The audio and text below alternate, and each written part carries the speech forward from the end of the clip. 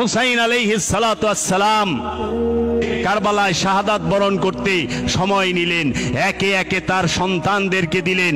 6 মাসের শিশু ইমাম আলী আসগর আলাইহিস সালাতু ওয়াস সালামকে যখন পানির জন্য ছটফট করতেছিলেন, তখন এজিদের এই 33,000 সৈন্যের সামনে হাত উঁচা কইরা দিয়া বললেন, হে এজিদের সৈন্যরা, হে ইবনে জিয়াদ, হে মারওয়ান, ইবনে জিয়াদ, শিমার, আমার এই শিশু সন্তান সে পানির জন্য কাতরাচ্ছে, ছটফট করছে, তোমরা একে একটু পানি পান করাও, এর একটু পানি পান করায় দাও। তখন হুরমুলা নামের এক তীরন্দাজ ছিল, সে মহানবীর সাহাবী ছিল। কি ছিল? মহানবীর সাহাবী, তার নাম ছিল হুরমুলা। এই হুরমুলা 3 মাথালা তীর, 3 ফল, একটা তীরের 3টা ফল, এই 3 মাথালা তীর তাক করছে। কার নির্দেশে? শিমার এবং ইবনে জিয়াদের নির্দেশে, যে পিপাসাটা মিটায় দাও চিরতরে। যখন তাক করে হুরমুলা দেখে যে ওইখানে আল্লাহর রসুলকে দেখা যায় সামনে, সে তীর ছুড়তে পারে না। তখন শিমার জিজ্ঞেস করে, শিমার, হুরমুলা তীর ছাড়ছ না কেন? কই, আমি তো আল্লাহর রসুলকে দেখতে পাচ্ছি ওইখানে।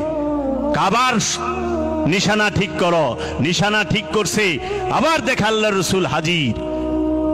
তৃতীয়বার বলছে, কেন তুমি নিক্ষেপ করো না? আল্লাহর রসুল ওইখানে দেখা যাচ্ছে।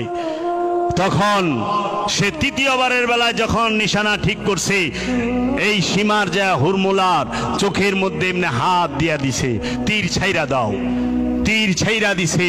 এই 3 মাথালা তীর যায়া ইমাম হুসাইন আলাইহিস সালাতু ওয়াস সালামের এই 6 মাসের শিশু, 6 মাসের দুধের শিশুর এই খান দিয়ে এই তীর কাইটা বাইরে হয়ে গেছে। ইমাম হুসাইন আলাইহিস সালাতু ওয়াস সালামের হাতে মাওলা ইমাম আলী আসগর আলাইহিস সালাতু ওয়াস সালাম ওই রক্তগুলোকে পড়তে দেয় না, রক্ত মোবারককে। ইমাম হুসাইন আলাইহিস সালাতু ওয়াস সালাম ওই রক্ত মোবারক ধরে উপর দিকে নিক্ষেপ করে বলেছেন, ইন্না লিল্লাহি ওয়া ইন্না ইলাইহি রাজিউন। কারণ ইমাম হুসাইন আলাইহিস সালাতু ওয়াস সালামের সাথে কারবালায় যারা শাহাদাত বরণ করেছে, কাহারো বেলায় ইমাম হুসাইন আলাইহিস সালাতু ওয়াস সালাম বলে নাই ইন্না লিল্লাহি ওয়া ইন্না ইলাইহি রাজিউন। এই একজনের বেলায় বলছে, কারণ সে মাসুম, সে মাসুম, সমস্ত ইমামরাই মাসুম, কিন্তু সে 6 মাসের দুধের শিশু, তাকেও শাহাদাত করছে। কোন ইসলাম করেন আপনি? কোন নামাজ পড়েন? কার নামাজ পড়েন?